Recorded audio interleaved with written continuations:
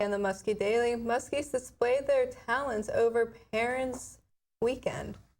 Students are recognized for their academic achievements. And a fraternity kicked off campus for hazing will soon return.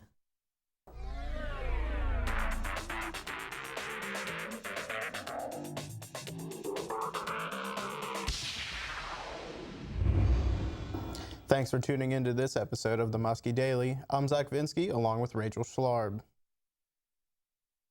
This past weekend was Parents and Family Weekend on campus. Our first story takes us to Brown Chapel.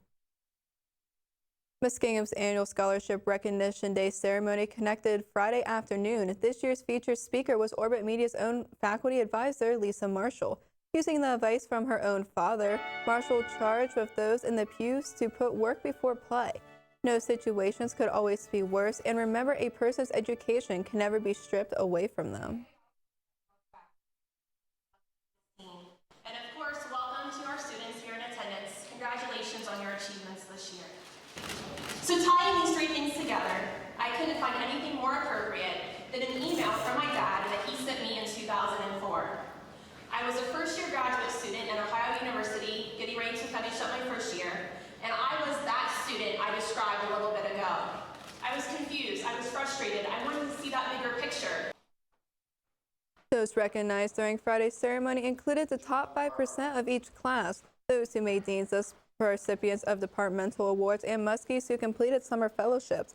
Also noted were the men's and women's social clubs with the highest GPA. Ulster took the prize for fraternities, while the ladies of Alpha Sigma Alpha were deemed the sorority with the best marks. The Muskingum University Talent Show took place over the weekend. The talent show occurs once a year as part of Parents' Weekend at Muskingum University. The event took place in the John Glenn Gym on Friday night and featured several different acts performed by students. The performances included singing, dance routines, a DJ, a pianist, guitar players, a harmonica player, the step crew known as Black Ice, and various other forms of musical performances. This year's event also marked the final show for President Ann Steele before her retirement, and there was a brief intermission to recognize her involvement in previous shows. In the end, the competition was won by Black Ice, who then proceeded to put on an encore performance for the audience after their win. Men Advocating Christian Education, or MACE, will be reorganizing during the fall 2016 semester at Muskingum University. Street Council had a meeting on Saturday where their overall recommendation was to allow them to return to campus.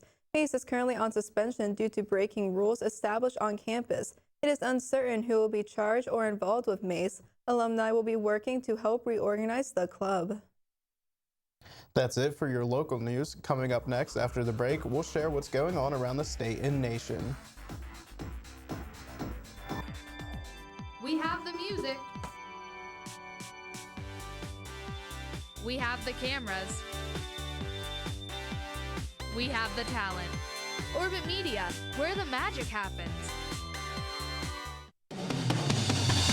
On the story. On the quad. On the scene. This is the Muskie Daily. A man is facing charges in Atlanta after police say he attacked a woman on a train with a skateboard. Liz Arts reports.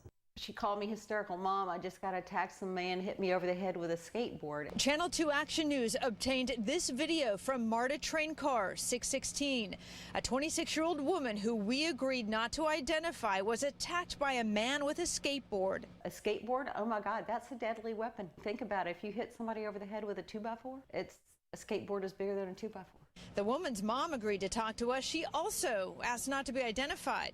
She said her daughter was sore, bruised, and scared after the assault. We're supposed to feel safe taking Marta. A week later, MARTA police arrested Lakai Barrett and charged him with aggravated assault and criminal trespass.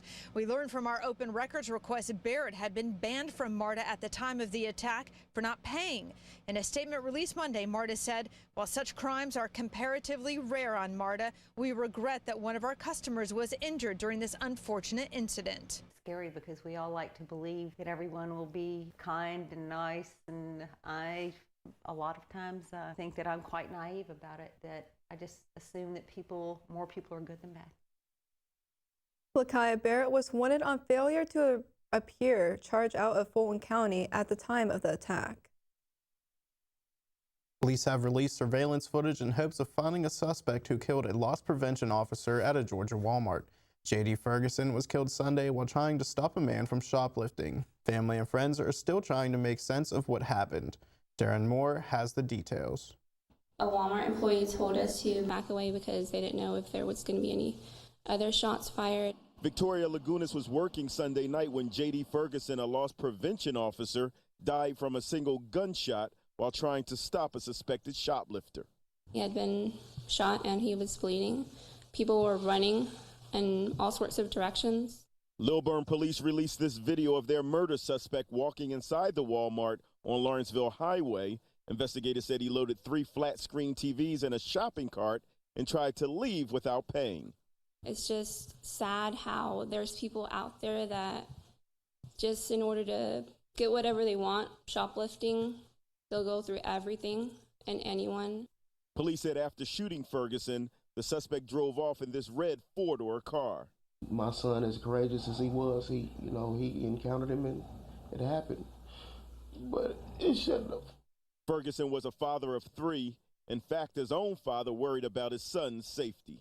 I talked to him before about just being careful because, he doesn't have a weapon or anything like that.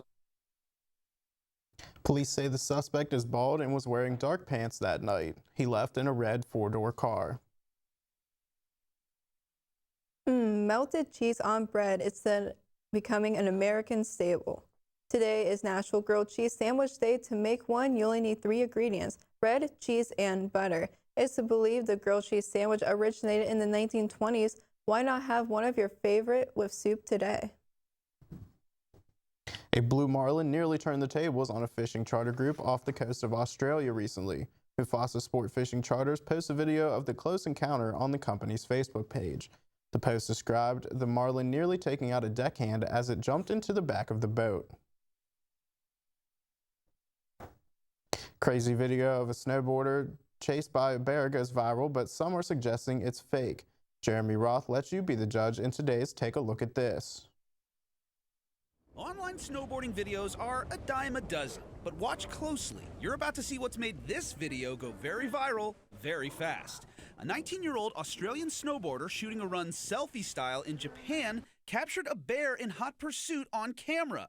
Or did she? Yep, the video was posted this week, and like clockwork, haters just gots to hate.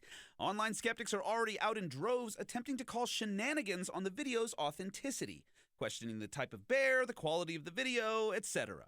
So is it real or fake? Keep in mind, like snowboarding videos, internet naysayers, also very common. So far, there is no definitive evidence debunking the encounter, and the snowboarder is sticking to her story. So what do you think? So Texas got some seriously gnarly storms Monday, complete with some seriously gnarly hail. But you know what they say, when life gives you lemon-sized hail, you play golf with it?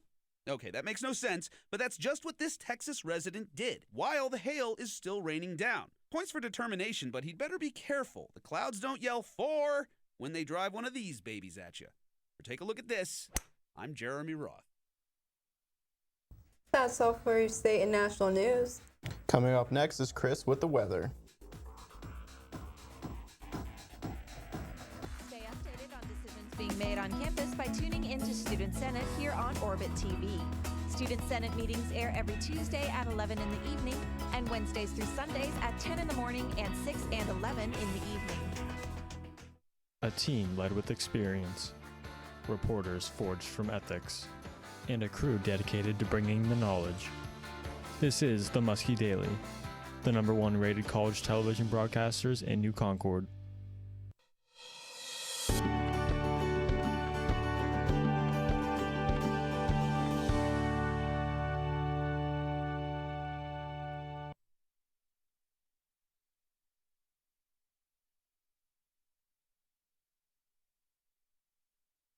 Tonight it's going to be mostly clear with a little bit colder of a temperature with 31 degrees, but we'll see mostly clear skies overnight. Mother Nature is finally going to allow the sun to make an appearance tomorrow with mostly sunny skies and a high of 57. The temperature is going to dip back down tomorrow night with a low of 35. Now let's see what things will be like heading into the weekend with your extended forecast.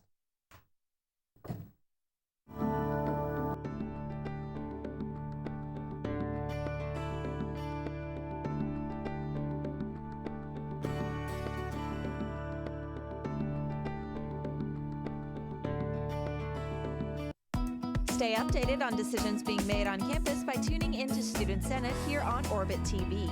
Student Senate meetings air every Tuesday at 11 in the evening and Wednesdays through Sundays at 10 in the morning and 6 and 11 in the evening.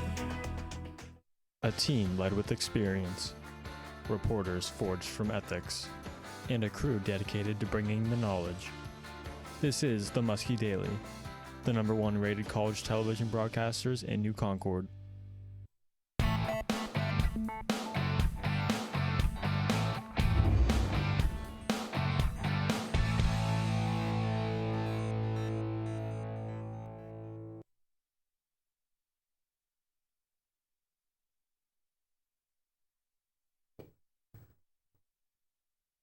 The team's doubleheader against Heidelberg on the road scheduled for yesterday has been rescheduled for today.